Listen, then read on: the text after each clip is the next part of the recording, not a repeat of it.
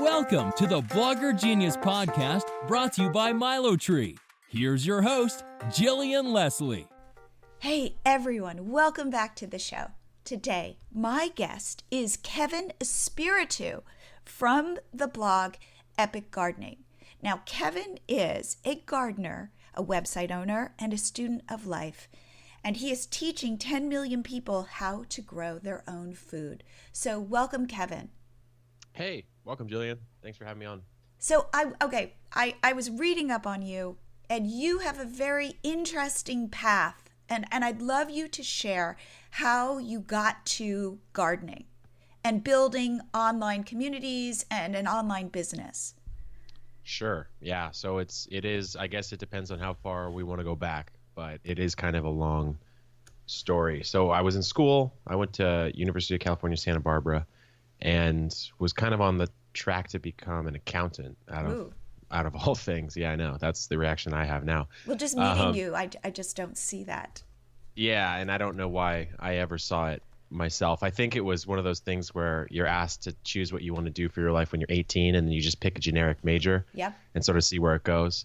But that I ended up playing actually online poker in school, and that started paying the bills. And It got to the point where I was making more than I would make as an accountant. So I said, obviously, the next question would be, well, why would you be an accountant then? So you were making real money playing poker? Oh yeah. Mm-hmm. Okay. Yeah, I was studying the game because it's unlike many other gambling games because there's actually an element of skill in it, and so you're playing against other players and not the house, right? So you actually can win long term. That's funny. I had just read that it's not exactly a game of chance. It's a mix. So everything else at a casino is going to be a pure game of chance. Obviously, like blackjack, there's a strategy, but you still can't beat the house unless you're counting cards. But with poker, you're playing against other human beings, right? And so the house is making its money by taking a small percentage of the pot. But if you're better by a significant margin than other people, you can actually win long term. And if you're good, you can actually do pretty well for yourself. Wow. So yeah, anyways, to get back to it. So that sort of put me off the path of maybe what you might say is just a traditional career. Okay.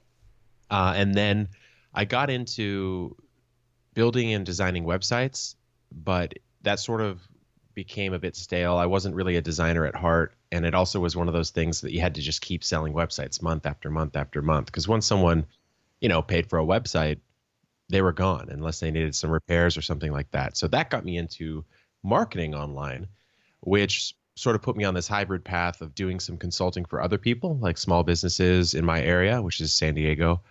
But at the same time, I realized, maybe it makes sense to show these clients, hey, I actually know what I'm doing. So I started a website myself, and it was right about the time I was getting into gardening. And so I just picked gardening as the test site to start. And so at the time, it was called something completely different. I hadn't really thought about the branding of it at all. And that began that journey. And that was maybe, I want to say 2010. But really, I hadn't touched the site at all in any significant way. It's certainly not as a business until the summer of 2016. So that's the short abridged version, I guess, of how I got into the whole thing. And then what made you want to turn it into a business? Yeah, so I had seen, just in doing consulting work and marketing work, and I tried my hand at a startup as well. I'd seen that I could reach a certain point in business stuff, and I really was having a hard time cracking past that plateau. So I was making money, I could pay my bills. I wasn't really making what I would want to make to consider doing it full time. And so I joined this publishing startup. It was a company called Book in a Box. And the reason I joined, first of all, there were some cool people working there, but I also wanted to learn, like, hey, why can I not crack this plateau in business? I can't really get past a certain point. There must be something I don't know. And so I joined that company, spent a year and a half there building that out. It was a rocket ship. So, I contributed in some small way to it just blowing up. And then when I quit, I felt I had the tools to turn the gardening thing into a full-time business. And that's what I did. And the reason why is just simply because I'm just not a good employee. I'm good at doing things I'm really interested in, and I'm very, very bad at doing things I'm uninterested in, to the point where at the most extreme, I just won't do them. And so I wanted to just do something that was fun, interesting to me, was valuable to people. Gardening is definitely helping people around the world, and it could fund the lifestyle that I want to live, which is a relatively simple life. But I wanted it to throw off enough cash that I could invest it in gardening projects or different websites or things like that, just to kind of further the mission of the site. Now, what was the secret sauce that you were missing previously that you might have gained at this startup? Sure, yeah. So I think I come from a little bit different background than the average maybe listener to the show, where I noticed in the blogging world, a lot of these bloggers are bloggers first, and I kind of never was that. Okay. And so I didn't have a good understanding of building communities and getting kind of people invested in what you're creating. I was always thinking of it from more of like a search and SEO perspective, which, that's a strength in itself. Absolutely. That's going to be free traffic forever and ever, as long as people. And I almost feel like, so we met at a conference relatively recently, and I was doing the SEO track. And Right. I felt like as bloggers, it's not how we think first. Right, exactly. So that is the biggest thing I noticed actually at that conference, and just speaking with bloggers in general, unless they're basically in my group of friends, who there are some bloggers who are more, I guess, in my way of the world. But yeah, a lot of bloggers are so good at social media. They're so good at creating and building cool things that people sort of organically talk about. The danger, at least that I saw, and I will get back to your initial question of what was the secret sauce. The danger that I saw was a lot of these people are relying so much on a platform. So let's say Pinterest, right, or Facebook, and we've all seen before that what I call it platform risk. So if a significant amount of your traffic or revenue is coming from a certain platform, that's great because it's obviously working for you, but it's extremely dangerous if that number is too high. So let's say you're getting 80% of your traffic total from Pinterest. One or two algorithm changes can absolutely decimate your entire business, right? And so that's why I focused on SEO at the start, because as long as you're doing it with good practice, you're not sort of scamming or spamming or anything like that. That's essentially free traffic forever that only gets better and better over time. Yep. I totally agree. Like I plan in this podcast to talk more about SEO because I think it's not sexy. No. It's not really fun. Posting on Instagram, fun. Especially if that's kind of how you got into the world of blogging. Whereas SEO is like straight up, I mean, we'll talk about it, but it's just like learning how the process. Yeah, I agree. SEO has gone through a lot of different iterations and adjustments over time, as well as Google and other search engines have gotten smarter. So the best strategy, fortunately, these days is actually to just do what most bloggers are already doing, which is create really good stuff. The only difference is a lot of bloggers are like really good at thinking about things from the lens of what their community will think about it. Whereas you kind of have to put on a different shade of glass and kind of think about a piece of content the way a search engine might look at it, because they're not human beings, right? And so it's really simple. It just takes a different sort of hat that you have to wear. You're so right. It's about how could people search and find my content? Exactly. What questions are they asking? Instead of, oh, they already know me, they get my jokes. It's like, oh no, it's like what is the way into my content if I'm on Google? Totally. Yeah. And there's things that are very simple. Like I was just talking with a blogger about, she had a post about birthday party ideas for kids. And so she had showed me the original post, and it was amazing ideas, great photos, great content for a human being, right? And it could have been better for a search engine and also better for a human being. So that's kind of the thing to think about. Is like, if you're going the SEO route and trying to improve your posts for SEO, it's really not going to degrade the experience for a human. It's actually going to improve it. So she did things like added headings for the different themes for kids' birthday party ideas. So maybe under 1 or 5 to 7, things like that. Just formatting the piece better. And remember, if you're formatting it, that's better for the human eye, right? Because we we're attention-starved people these days. But also, when a spider's crawling that, now it actually knows the structure and the importance of different sections of the piece. Absolutely. Yeah. So I have a couple different things that I've done to extend upon that. And so headings obviously are a core part of any article, in my opinion. One thing I've done is, since my SEO strategy sort of relies on really comprehensive posts. So let's say I'm doing a piece on how to grow spinach. I need to talk about everything you could run into when you're growing spinach, which is a lot of different things. And there's sort of a flow to that article. So there's how to plant it, what kind of light does it need, what kind of water does it need. And so what I'll do is I'll install a table of contents at the top as well. And so someone can just jump to whatever section they want by just clicking on that heading, kind of like how Wikipedia does it. Yep. And so that's pretty helpful on mobile. And then I'll always, like you just mentioned, I'll add an FAQ section at the bottom. Yep. And one helpful tip is, actually Google already sort of tells you what people are asking. Let's say you were to grow, or you were to search how to grow spinach in Google. Yep. You scroll to the bottom, usually there are those question and answer boxes that they'll include there. Yes. So just answer those questions in the post. Yes. Very, very simple strategy that will pull in a little bit of extra traffic for you. Absolutely. Okay, so let's go back though to so you were talking about the special sauce. Right. Yeah.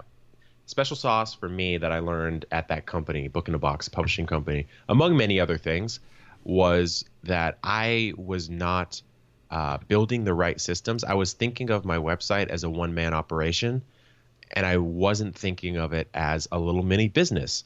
And so it's a very common problem, I think, that most entrepreneurs would have, is where you're working in the business and not on the business. I'm sure you've heard that phrase, right? Ooh, no, I haven't. Explain.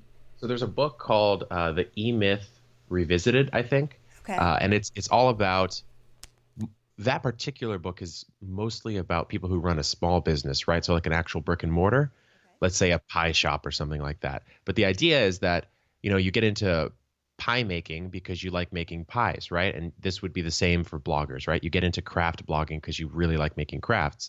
However, you quickly find that making the crafts is not really most of what you do. Most of what you do is everything else. Yes. And so then the joy of making the craft actually starts to diminish a bit, or making the pie. So you're working in your business, right? You're an employee for yourself, which is not bad. And I think that's, you absolutely have to start there. But what I wasn't realizing was that, excuse me, is like, after, let's say I've written 300 articles on my website, right? Maybe I kind of know how those need to look from now on. Maybe, I'm not saying you have to do this, but maybe I could use some help on that part of the business. Especially for me, I went into podcasts, I went into videos, I went into, doing some live stuff in person. So I can't be writing all the articles, doing 100% of the social media, all the podcasts, I would literally be working 100 hours a week. It's impossible.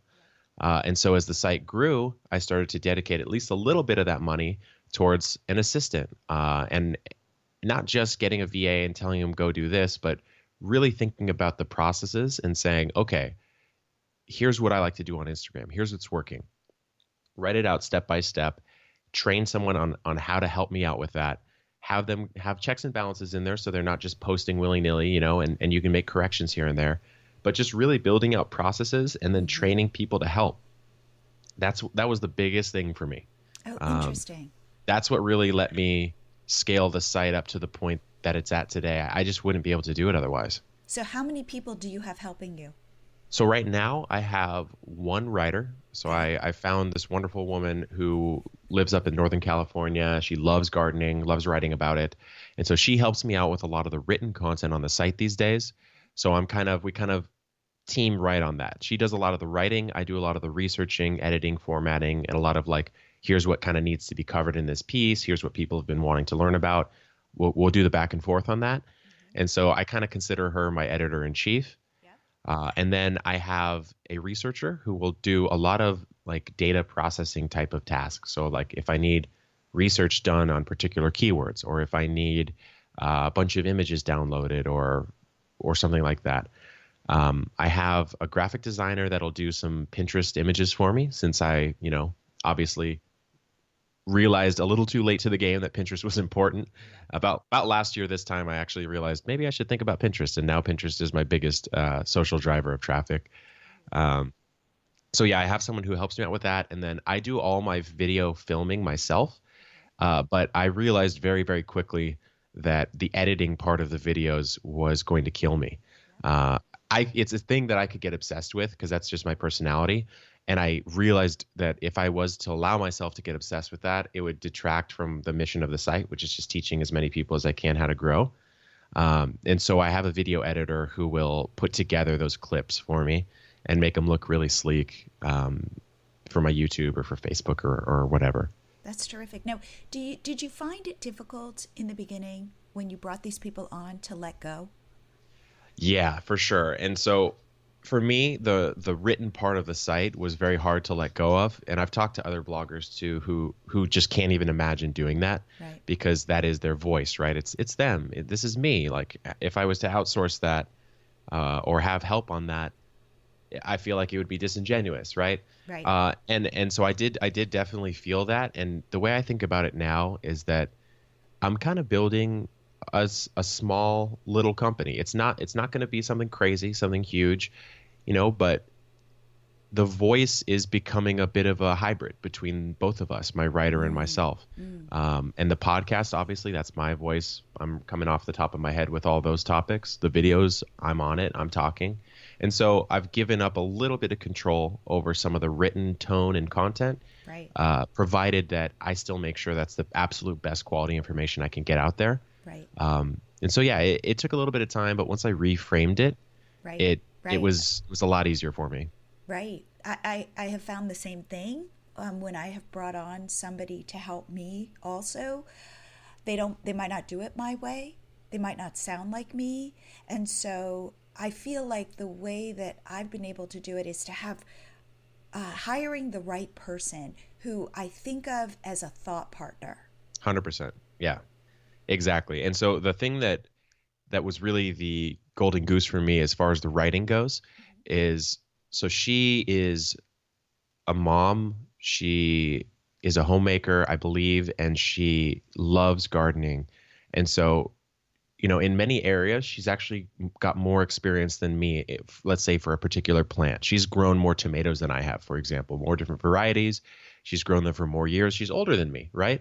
And so she's actually gardened just mathematically longer than I have. Even if I gardened from age 0, I don't think I could have had more experience. And so there's certain areas where she's adding, right? And so like that's just one of the principal rules of hiring is you want to hire people who are better than you at the job you're hiring for.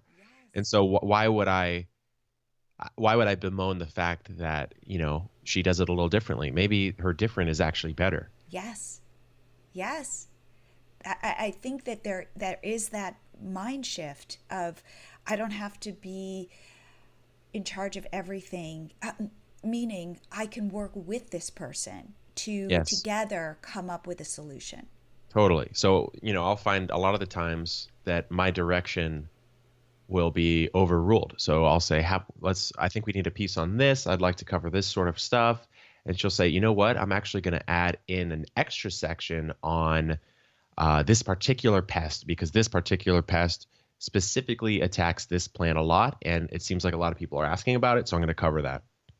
And, it's something I maybe wouldn't have thought of because maybe I have less experience than her growing that particular plant or that pest isn't in my region, right? So there's a lot of tiny little things that hiring someone better than you is going to help you out at, and you really can't know until you do it. I totally agree. And you have to be willing to, again, it's that entrepreneurial spirit of like, you experiment and you fail often and fail fast. So if in fact I've hired somebody and it hasn't worked out, I always try to make it that it's not personal, but this isn't working out. And I let that person go very quickly so that I can go find the right person. Totally. Yeah, I agree with you. So that's sort of a key thing for me is I like to do test projects. Ooh, yes, And I do so, too.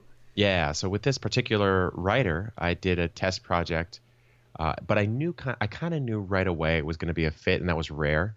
For hiring for like an assistant type of role, I find that the test projects are really valuable, and sometimes you even want to have multiple test projects just to make sure that it's going to be a fit. But for the particular skill of like, let's say a writer or an editor or something like that, I think it's something I don't see a lot of people talk about is obviously you want to hire for someone who knows what they're doing, but you kind of want to think about like extrinsic and intrinsic motivators. So like an extrinsic motivator is they get money, Money. right? Yep. Money, I got paid, right? Yep. However, if you only hire someone who's extrinsically motivated, then they're sort of a mercenary, right? So they don't really care about anything except for that money. Yes. And they'll do a good job, sure, but only if they're getting that money, right? Whereas if you hire someone who has a bit of a hybrid of the two, for example, my writer really loves gardening and loves writing and loves to like synthesize and share. That's within her DNA, right? And so she's willing to go the extra mile because she actually gets intrinsic joy out of it, right? And so that's something I really haven't seen a lot of people talk about when it comes to hiring. I think you can get a lot of bang for your buck that way. I think that's so true, because I do think if you're hiring somebody who is doing it for the money, that over time it becomes less interesting for them. And if you can find somebody who gets excited about what you get excited about, what your business is about, you both can nerd out about it. Exactly. Yeah. And in our Slack channel, we do that. We'll talk about the tomatoes we want to grow. We'll talk about, the seeds that we just bought, all sorts of stuff like this that it really wouldn't happen if I just hired a mercenary type person. Exactly. So our assistant, so we have a business called Catch My Party. We're the largest party ideas site on the web. Wow. I have an assistant, and she lives in Portugal. I love her. And she's a designer. So she has this really beautiful eye. So we will totally nerd out on like, oh my, we have a Slack channel, and she'll say, you're not going to believe this party that somebody uploaded to our site. And then we'll go through the photos and we'll be like, oh my God, that's so beautiful. And it's like, she is special because, this is funny, like we'll do something design related on our blog, and like she won't like the font, and she'll be like, it's hurting my design eyes. And I'm like, I totally get it, but she sees the world in beautiful ways.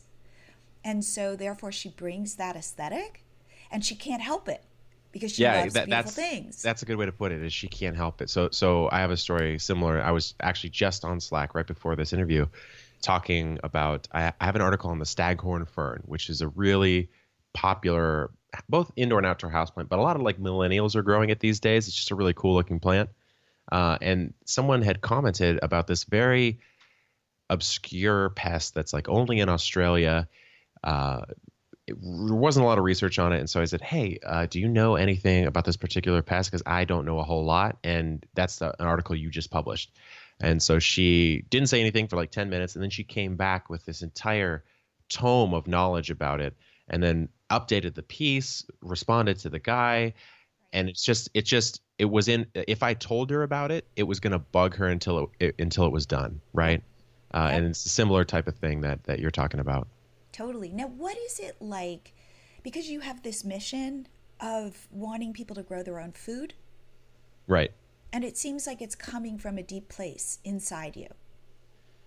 Yeah, to me, the reason I got into the gardening thing is because I had been in marketing for so long, and I'd marketed all sorts of products, right? Services, et cetera.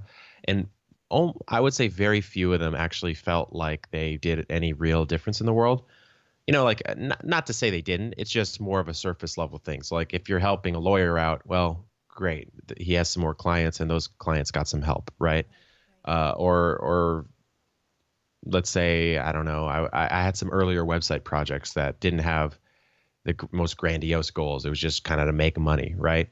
But once you kind of get past that point, let's say you're making okay money, it really does become about like, okay, well then what do I actually want to do with my days, and what is the effect of what I do on the world itself, And so I kind of went down, you're familiar with like Maslow's hierarchy of needs, right? Yes, of course. Right. So like I kind of went down the chain, down not like up that. The chain? Yeah, I went, because once you kind of get up the chain, maybe you want to help other people get up the chain, Not to say I'm at the top of the hierarchy or whatever, but going back down. So for me, gardening, the mission kind of came from the audience. So I'd get emails. Early on, it was a lot of hydroponics content, so growing without soil.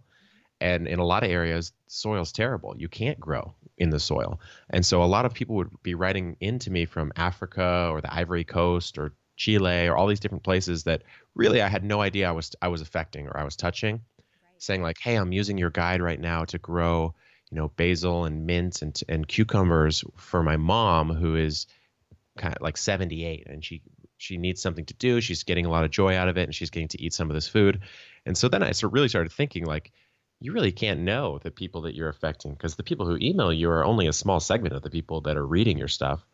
And so then I kind of felt, as your site gets bigger, like your responsibility kind of grows to be putting out the best stuff you can, stuff that's actually helpful. It's not sort of destroying the world in a way. And that's where that kind of came from for me. Interesting. Yeah, because I can feel your mission. And so my next question is, how do you monetize that mission? Yeah. Because you also have to eat and, Totally. live.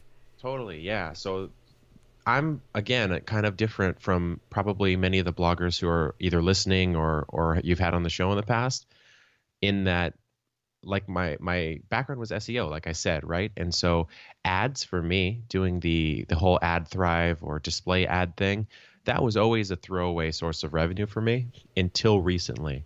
What do you And mean it was a throwaway source? it was easily the lowest amount of revenue I made based on, yeah, it just wasn't a lot, right? So early on I was running Google AdSense, and it was, ads just degrade the quality of a site, in my opinion. It's hard to argue around that. But for many of us, it's a necessary evil, right? And for me, it actually wasn't a necessary evil for a while because it wasn't making that much. And so I didn't have them on. Only until recently have I started adding ads. So ads, of course, are there. I would like to decrease the amount of ads that I have on the site as the site scales up and I get revenue from other places. Amazon affiliates is pretty good for me. And that's one area I've seen a lot of bloggers kind of struggle with, is making some affiliate revenue via Amazon or other channels. Why do you think it's good for you? Well, it's good for me because I've approached it from an SEO perspective on the Amazon stuff. And so, for me, there's a wealth of tools and products in the gardening space that I can talk about because I've used them, right? And so if I'm talking about, let's say, pruning shears, well, I actually have a real opinion on what the best ones are and why, right? Or what the best ones are for a particular scenario, like if you're elderly or if you need a longer reach. And so I'll do review sort of posts on those types of products that are really not really social media type of posts. In fact, I often don't even post them to my social channels, but I know that they'll do well in search. And so the people who are looking to have that problem solved for them, there you go. It's the most comprehensive guide you're going to find on that particular product. And so Amazon will do pretty well. I've done a few different brand deals, and I'm kind of recently exploring that. Just after meeting a bunch of bloggers at this conference, I realized kind of how little I knew about the brand deal world, which is so funny because a lot of those bloggers are making all their money on ads and brand deals, and they're shocked when they hear about what I was charging. I think I did one with WD-40 and charged $150 or something like that. Which was like, yes, you are undercharging. That was, I mean, that to be fair, that was the first one I ever did, and I was just kind of stoked that they even wanted to work with me. So that was a different story. I've since increased my prices, but yeah, and not waiting for the brands to come to me, for example, going to them, pitching them ideas, and saying, "Here's what I've got." Podcast sponsorship is one that I've only recently started to explore. So I had a sponsor for the first quarter of this year on the podcast, and that was a nice chunk of change. And so it's kind of just 4 or 5 different sources of revenue that all add up to enough that I can fund the company and fund myself. And then what about YouTube? Are you that's true. monetizing video? Yeah. YouTube, I monetize my videos. YouTube, unless you get to significant scale, it's very difficult to support yourself on YouTube alone. And so I would say after you get to around 100,000 subscribers, provided your videos get decent viewership, you can make enough to like bare bones live off of.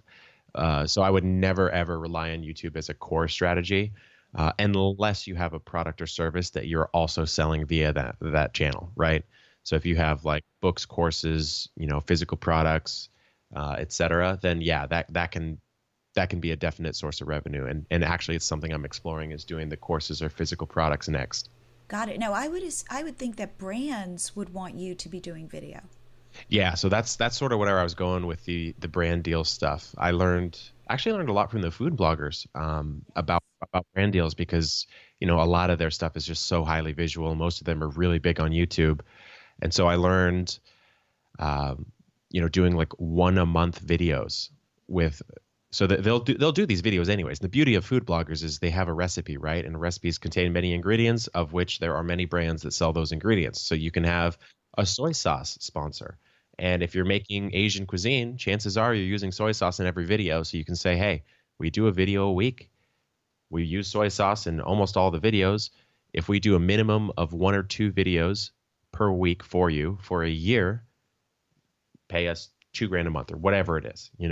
And then you can kind of think about it from that perspective. And for me, I kind of think about it like, I don't know, this might not really relate to many people in the audience, but for me, I grew up skateboarding, and sponsored pro skateboarders were very similar, where they Totally. Oh, yes. had their deck sponsor, their grip tape sponsor, their wheel sponsor. Yep. But for us, it's the same thing. Just think about your niche, think about sort of the categories of products in your niche, and then go talk to the people who sell those, who you have a reasonable shot of landing as a sponsor. Absolutely. And I always say reach out to those brands on Twitter. Okay. Twitter's been working the best for you? Yeah, because they're listening. The brands are listening. Mm-hmm. And they typically, I have found Twitter to be the best way to get to the the people, the kind of the right people at the company. Mm. So for you, for your party business at least, are brand deals a pretty significant part of your revenue? They are. And again, they have been for the last couple years. I would say we were making most of the majority, the largest contributor would be brands.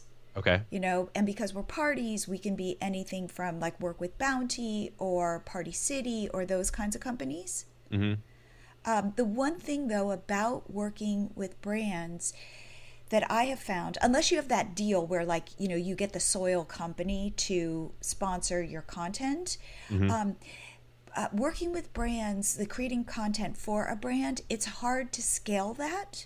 Yeah, for sure. So it's like you building websites. So every single time you're starting at zero, what am I going to create and how am I going to create it? And so that I tend to overthink a lot of times, like the projects that I'm working on with brands. So it might take me longer than I think it's going to. True. So for you, does a brand deal kind of look like you incorporating their product into a party planning idea? It's typically like a recipe, like Nabisco or something, and they want to do, or what we've been doing a lot of work with is like sweet tarts for holidays. Hey, create a craft, or an Easter basket, and here's our candy, and use our candy in the post. Got it. Okay. And so then a huge big box of candy shows up at my house, and my daughter is delighted, and then I have to kind of hide it from her. That kind of thing. So those are much more of how we work with brands. Gotcha. And that's something that I guess at your scale, you probably get a bunch of inquiries, right? But are you also reaching out to those brands and saying, hey, here's who I am, here's what we can do? So I've done both. Typically, though, right now, we work with some companies like Tap Influence is a company that connects bloggers to brands. And right now, because I'm split between Catch My Party and Milo Tree and this podcast, right? I haven't been reaching out to brands as much. Gotcha. Yeah. I'm really jazzed about doing these interviews. And so I notice that this is where my attention is kind of where I want to be spending more time. Where you're naturally focused on. Yeah. Like where, so I feel like I don't need to be right now reaching out to brands. But there are times where I'm like, hey guys, we'd love to do some sponsored content with you. Do you have any opportunities? Totally. Yeah, I think it'll probably follow a similar trajectory for me, where I don't really want to, I guess, buy myself a job by taking on so much brand work that's kind of all I'm doing. Right. But at the same time, like I was talking about with that whole platform risk idea, or maybe you might call it revenue risk, if all your money's coming from one thing and that thing gets hurt, you're in a bad spot. So definitely learning how to do the brand stuff is on the docket for this year. Yeah, and I would say like the soy sauce model could really work for you. Mm-hmm. Yeah. Like these longer term sponsors where you don't have to necessarily create different stuff for them, but it naturally fits in with what you're creating.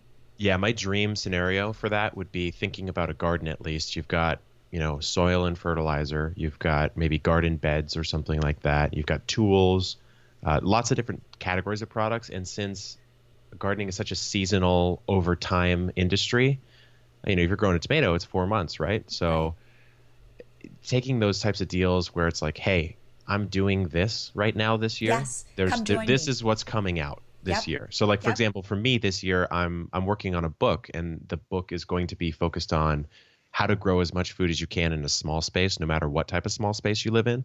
And so I'm taking the extreme case. I live on a relatively large urban home. So I'm going to go extreme. I'm going to grow as much as I can with as many different methods as I can. And that's the goal for this year. And obviously that's going to be coming out on the YouTube channel and the podcast and the website.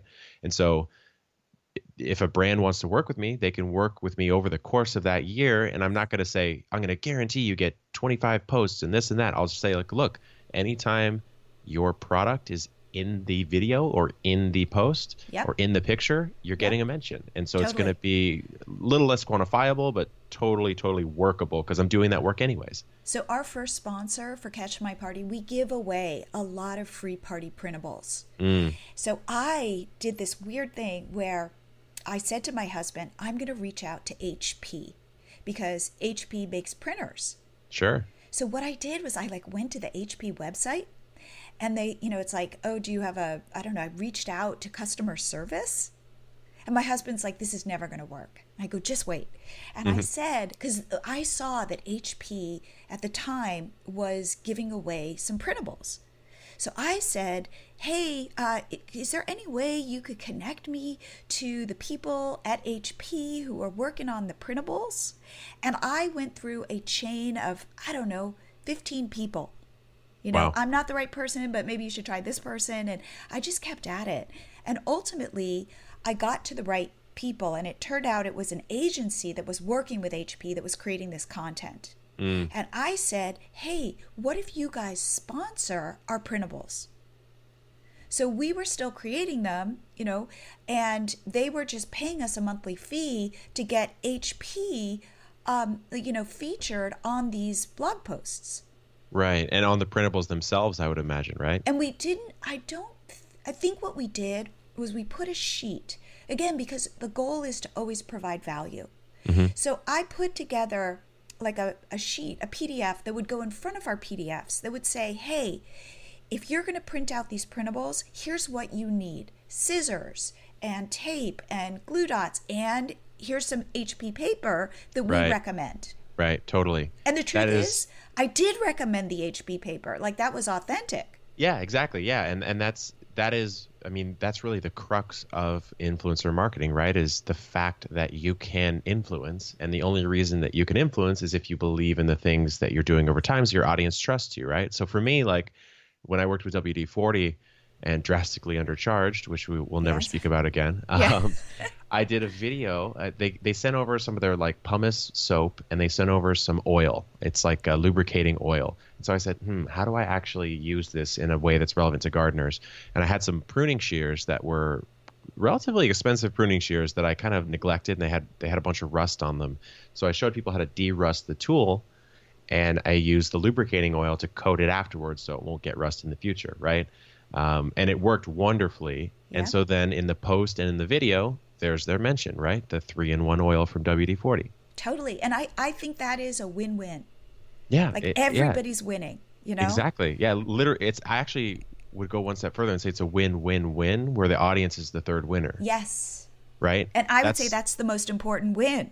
That's the most important win, because without that, then no one else is coming to the table, right? The brands don't want to work with you if your audience doesn't care about you, and you aren't supporting yourself if your audience doesn't care about you. Totally. So so what is your favorite thing to grow and eat? Ooh, man, that's a good one. So I'm kind of weird in that, if someone asks me my favorite movie or my favorite book, I really don't have any. Okay. I just have what I like at the time, right?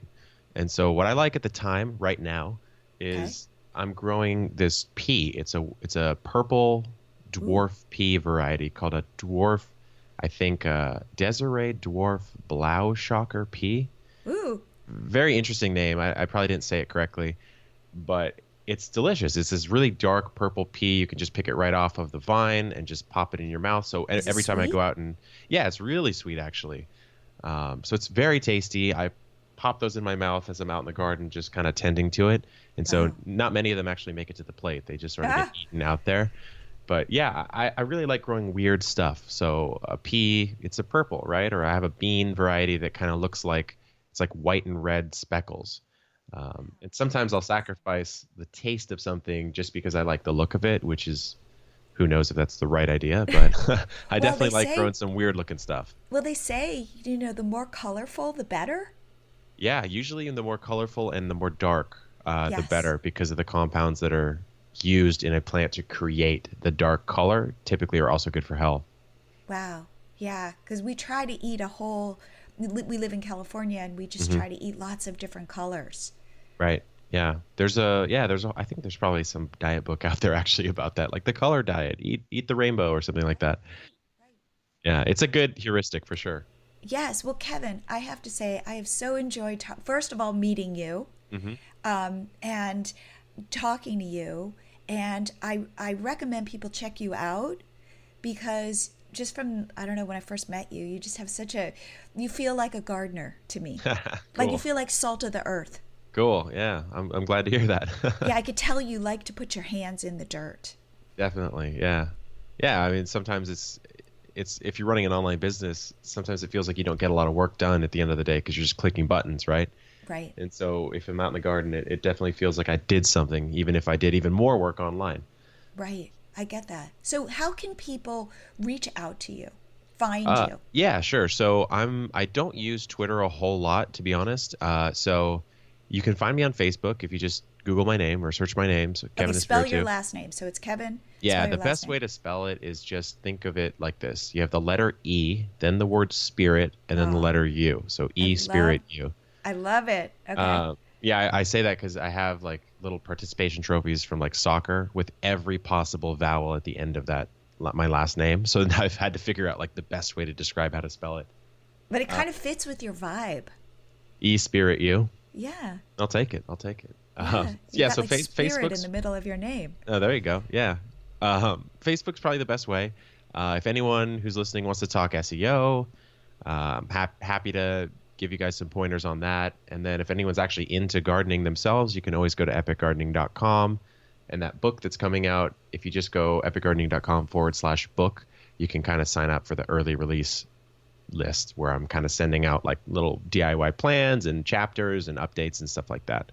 And I just want to say, if you are a gardener, definitely check out your podcast Oh, right. Yeah. Forgot because about you that. give lots of pieces of good information. Yeah. Daily podcast. So any podcast player you guys use, just search Epic Gardening and it'll be there. It's like 3 to 5 minutes a day, one topic. Keep it really simple. I love that. Well, Kevin, thank you so much for being on the show. Thank you. Yeah, I had a blast. It was great talking to you, Jillian. Are you trying to grow your social media followers and email subscribers? Well, if you've got 2 minutes, I've got a product for you. It's MiloTree.